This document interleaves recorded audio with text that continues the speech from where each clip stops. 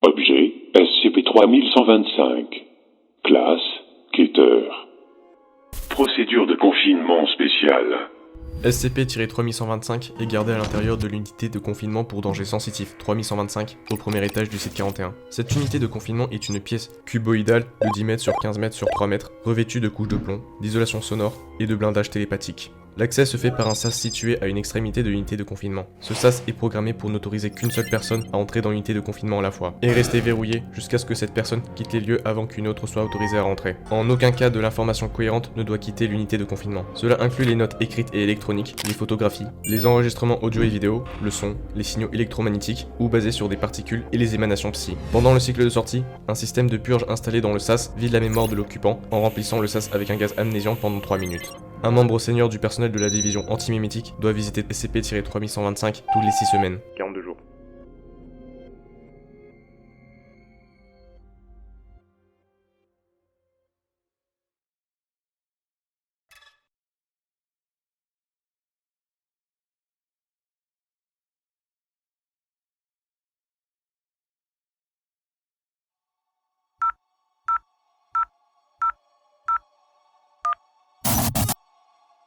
Objet SCP-3125. Classe Keter. Procédure de confinement spéciale. SCP-3125 est sujet à des protocoles de confinement inversés et est présent partout dans la réalité, à l'exception des endroits qui ont été spécifiquement purgés de son influence. L'intérieur de l'unité de confinement pour danger cognitif 3125 au site 41, où ce document se situe, est le seul endroit au monde dont on sait qu'il a été épuré ainsi avec succès. Cette unité de confinement est une pièce cuboïdale de 10 mètres sur 15 mètres sur 3 mètres, revêtue de couches de plomb, d'isolation sonore et de blindage télépathique. L'accès se fait par un sas situé à une extrémité de l'unité de confinement. Ce sas est programmé pour n'autoriser qu'une seule personne à entrer dans l'unité de confinement à la fois, et rester verrouillé jusqu'à ce que cette personne quitte les lieux avant qu'une autre soit autorisée à rentrer. En aucun cas de l'information cohérente ne doit quitter l'unité de confinement. Cela inclut les notes écrites et électroniques, les photographies, les enregistrements audio et vidéo, le son, les signaux électromagnétiques ou basés sur des particules et les émanations psy. Un système de purge installé dans le sas vide la mémoire de l'occupant en remplissant le sas avec un gaz amnésiant pendant 3 minutes. Une entrée SCP alternative doit être maintenue dans la base de données principale de la Fondation, contenant seulement les spécifications techniques de l'unité de confinement, une indication demandant au personnel senior de la division anti-mimétique de visiter l'intérieur de l'unité régulièrement, et aucune description. Description. SCP-3125 est un complexe mimétique métastasé, anormal et hautement agressif, extrêmement grand. Dans la topologie fractale, θ' dimensionnelle complète, piège jointe 13. D'origine externe à notre réalité et qui est à présent en intersection partielle avec cette dernière. SCP-3125 est adapté pour la survie dans un écosystème idéatique considérablement plus violent et hostile que le nôtre. Ici, le nôtre se réfère à l'espace mental humain. L'ensemble de toutes les idées que les humains ont ou sont biologiquement capables d'avoir. Du fait que les humains ne sont pas naturellement exposés à des idées aussi agressives que SCP-3125, les esprits humains n'ont pas d'adaptation évolutive les protégeant contre ce dernier. Les individus possédés par SCP-3125 deviennent incapables d'entretenir des idées plus faibles, conventionnelles, et au lieu de cela, leur corps entier est asservi à l'objectif de servir et disséminer les concepts essentiels de SCP-3125. De plus, en dépit de l'absence d'altération physique visible extérieurement, il cesse d'être reconnaissable en tant qu'humain. SCP-3125 n'est pas encore entièrement présent dans notre réalité. Lors de son arrivée, la nature hautement interconnectée des systèmes, l'échange de connaissances d'humains, implique que l'objet ne prendra pas plus de 12 heures, peut-être même 4 heures seulement, à englober, dominer et remplacer toutes les pensées humaines. À ce moment-là, l'humanité, en tant que concept abstrait, ainsi que toutes les abstractions attenantes, comme celles de civilisation,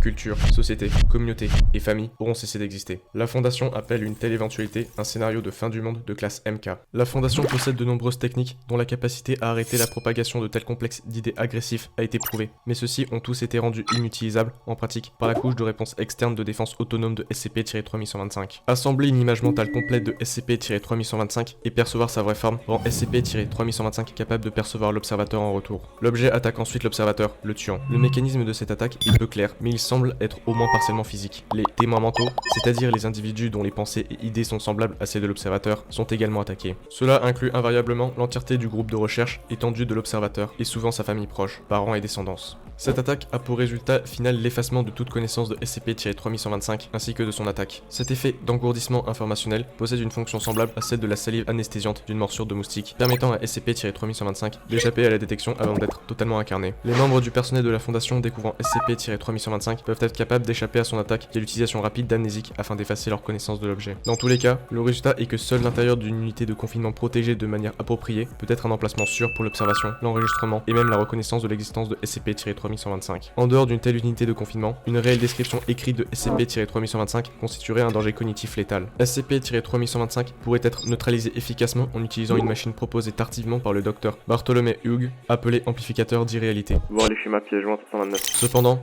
au-delà de la consommation de ressources matérielles énormes que cela impliquerait, la machine ne pourrait pas être construite sans que ses constructeurs ne comprennent l'objectif dans lequel elle est construite, ce qui leur demanderait de comprendre SCP-3125, empêchant ainsi le projet de se réaliser. Aucun moyen de neutraliser SCP-3125 utilisant seulement des ressources contenues dans cette pièce n'est connu. Historique. Du fait du mécanisme de défense décrit, l'historique d'observation de SCP-3125 est presque entièrement manquant. La manière dont cette unité de confinement en est arrivée à être construite et la façon dont ces procédures de confinement ont été établies sont particulièrement peu claires. Beaucoup de données ont été accumulées dans cette unité de confinement au cours des visites successives des chercheurs de la Fondation. Ces données ont été amenées dans le but de se révéler utiles et laissées ici en accord avec les procédures de confinement. En plus de cette entrée dans la base de données, le lecteur trouvera plusieurs copies électroniques de la base de données de la Fondation, des ensembles de données académiques de tout type et des archives d'étendue d'actualité publique. Comme on peut s'y attendre, la plupart de ces données ne sont pas directement liées au confinement de SCP-3125. Toutefois, les analyses et les corrélations trouvées par les visiteurs successifs ont permis la découverte des faits suivants. 1. Même si SCP-3125 n'est pas encore totalement présent dans notre réalité, ses conséquences, effets, précurseurs, Par exemple, SCP- SCP- SCP- et SCP+. sont facilement découverts par n'importe quel projet de recherche mémétique bien équipé. 2.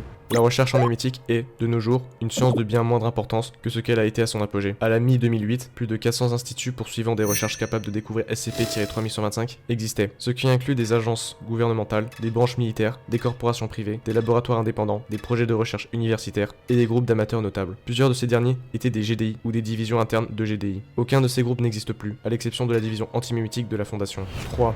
Presque personne dans le monde n'est consciemment au courant de ce déclin, et peu d'explications quant à la disparition de ces groupes ont été formulées. Une déduction simple est que tous ces groupes ont fini par découvrir SCP-3125 et ont été consumés par ce dernier, et qu'il s'agit, en fait, du destin inévitable de tout chercheur compétent en mémétique. La subsistance de la division antimémétique est attribuée à son entraînement spécialisé et à sa possibilité d'accès rapide à des amnésiques fonctionnelles. Malgré cela, les effectifs de la division ont également été considérablement réduits ces dernières années, passant d'un nombre de membres bien au-dessus de 4000 en 2012 à 125 en septembre 2015. Il est anticipé que ce nombre atteigne 0 à la fin de l'année 2015. Sur la même période, la présence physique de la division autour du monde a diminué de manière semblable, allant d'un réseau de sites et d'avant-postes plus petits sur chaque continent à ce seul site, le site 41. Le quartier général de la division au 667, en particulier, a disparu des souvenirs de la division et est présumé neutralisé par réponse par dissimulation de SCP-3125.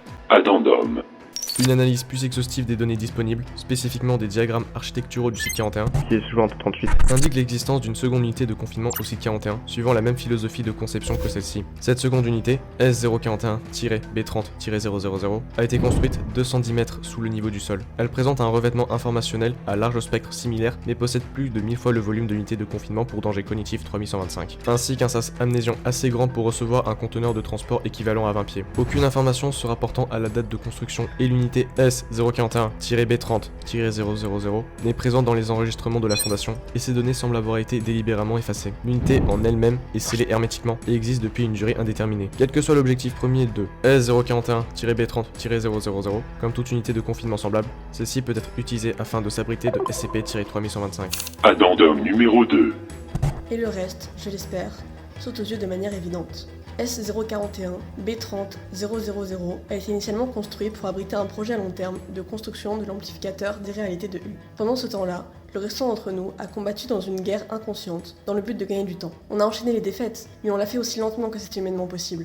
Le temps que nous avons gagné est maintenant écoulé. Le fait que personne, à l'intérieur de S041-B30-000, n'a encore brisé le sceau est extrêmement mauvais signe. Mais nous ne pouvons pas nous autoriser à céder. Et il n'y a plus de cadavres à jeter dans la gueule de SCP-3125 pour le ralentir. Va et là, que nous soyons prêts ou non. Je vais aller dans S041-B30-000 et je vais utiliser la machine. Je pense que je peux faire sortir l'information à travers le SAS. Je pense que je peux arriver à la chambre forte en vie. C'était ça le plan. Ça s'est embrouillé à force d'être répété à cause des variables, mais je pense que c'était mon plan parce que je me connais. Qu'est-ce que ça aurait pu être d'autre ? La procédure standard implique que je dois vous dire quoi faire. Ensuite, si ça ne marche pas, c'est le contrat de recherche asynchrone. Mais je n'ai pas un bon tableau de la personne que vous pouvez être, vous qui lisez ça et êtes en vie. Dans votre scénario, il n'y a pas de machine. Hugues a disparu et je suis morte. Le site est en ruine. Et comment est-ce que vous pouvez être arrivé ici? Qu'est-ce qu'il se peut que vous soyez de la Fondation? Êtes-vous conscient? Est-ce que vous comprenez un seul mot de tout ça? Vous vivez dans un monde baigné de SCP-3125. C'est ce qui arrivera si on perd. Je ne peux pas aider quelqu'un qui n'existe pas.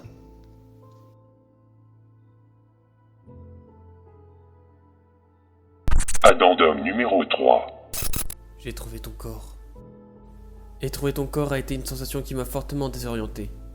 Je peux bien l'admettre, j'ai connu une Marion. Pendant la brève période durant laquelle je l'ai connue, elle n'était pas quelqu'un qui pouvait admettre sa défaite aussi facilement que toi. Enfin, c'était il y a longtemps. Loin de moi l'idée de te dire comment faire ton travail, mais j'ai peur que tu aies raté un truc. D'après les preuves que j'ai sous les yeux, celui-ci n'a jamais été le seul site de la division antimémétique. Il y en a eu d'autres. J'imagine qu'ils sont maintenant effectivement invisibles pour la plupart des passants. Bien sûr, tout comme celui-ci, mais je suppose que, tout comme celui-ci, il existe encore. Ton plan, je crois, a été en place depuis plus longtemps que tu ne le crois. Et puisque tu n'as pas pu être en mesure de retenir ces détails, tu l'as mis en pratique plus d'une fois. Il y a une autre chambre forte qui suit la description. Ces amnésions de la taille d'un camion et tout. S167-001-6183. Le site 167 est une entité, bien sûr, et c'est probablement la raison pour laquelle tu l'as raté. Il est sûrement en ruine. Il est assez évident qu'il se situe à une putain de trotte d'ici à pied. Mais quand même, je pense que ça reste un espoir. Je pourrais mourir dans cette perte de temps moi aussi, naturellement, étant donné que le monde est dernièrement devenu une sorte de film d'horreur. Dans tous les cas, je pense que quiconque suivant mes traces de pas et lisant ces mots supplémentaires aura la présence d'esprit de poursuivre la même stratégie de base. Existant toujours malgré tout.